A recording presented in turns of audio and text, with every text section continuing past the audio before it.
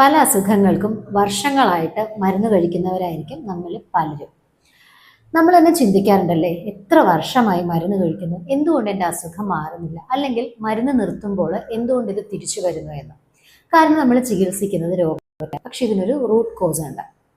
ഈ root cause എന്താണെന്ന് വെച്ചാൽ നമ്മളിപ്പോൾ കാണുന്ന പല അസുഖങ്ങളും, ഡയബറ്റിസ്, ഹൈപ്പർ ടെൻഷൻ, മൈഗ്രെയിൻ അല്ലെങ്കിൽ ക്രോണിക് ഹെഡേക്ക്, IBS, അസിഡിറ്റി അല്ലെങ്കിൽ heart disease, fatty liver, stroke, PCOS, insulin resistance, anxiety, depression, അങ്ങനെ നീണ്ടു പോകുന്ന ഒരു നിരയുണ്ട്.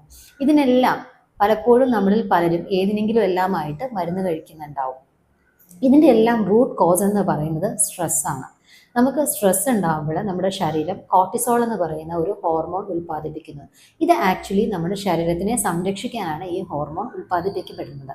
എന്നാൽ ക്രോണിക് സ്ട്രെസ് ആകുമ്പോൾ, അതായത് മാസങ്ങൾ അല്ലെങ്കിൽ വർഷങ്ങൾ നീണ്ടു നിൽക്കുന്ന സ്ട്രെസ് നമുക്ക് ഉണ്ടാകുമ്പോൾ ഈ ഹോർമോൺ ഉയർന്നു തന്നെ നിൽക്കുന്നു. ഇത് നമ്മുടെ ശരീരത്തിൻ്റെ സന്തുലിതാവസ്ഥയെ അല്ലെങ്കിൽ ഒരുപാട് സിസ്റ്റത്തിനെ അഫക്റ്റ് ചെയ്യുന്നു. ഹോർമോണൽ ഇംബാലൻസ് ഉണ്ടാകുന്നു, ഇൻസുലിൻ റെസിസ്റ്റൻസ് ഉണ്ടാകുന്നു, ഡയബറ്റിസ് ഉണ്ടാകുന്നു, അല്ലെങ്കിൽ അമിതമായി വണ്ണം വയ്ക്കുന്നു, തൈറോയിഡ് ഡിസ്ഫങ്ഷൻസ് ഉണ്ടാകുന്നു, അങ്ങനെ ഒരുപാട് കാര്യങ്ങൾ ഉണ്ടാകുന്നു. അപ്പം നമ്മൾ ശരിക്കും മാനേജ് ചെയ്യേണ്ടതെന്ന് പറഞ്ഞാൽ സ്ട്രെസ്സിനെയാണ്. സ്ട്രെസ്സ് മാനേജ് ചെയ്യുക എന്നുള്ളത് വളരെ ഇമ്പോർട്ടൻ്റ് ആയിട്ടുള്ള കാര്യമാണ്. ലൈഫ് സ്റ്റൈൽ മോഡിഫിക്കേഷൻസ് കൊണ്ടുവരിക, ബാലൻസ്ഡ് ആയിട്ടുള്ള പ്രോട്ടീൻ റിച്ച് ആയിട്ടുള്ള ഡയറ്റ് കഴിക്കുക, എക്സസൈസ്, മെഡിറ്റേഷൻ പോലുള്ള കാര്യങ്ങൾ ചെയ്യുക.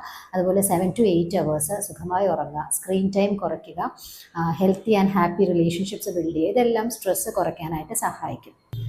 ഇതുപോലുള്ള ഇൻഫോർമേറ്റീവ് ആയിട്ടുള്ള വീഡിയോസിന് നമ്മുടെ അക്കൗണ്ട് ഫോളോ ചെയ്യുക. നിങ്ങളുടെ ഫ്രണ്ട്സിനും റിലേറ്റീവ്സിനും ഒക്കെ ഷെയർ ചെയ്ത് കൊടുക്കുക. താങ്ക്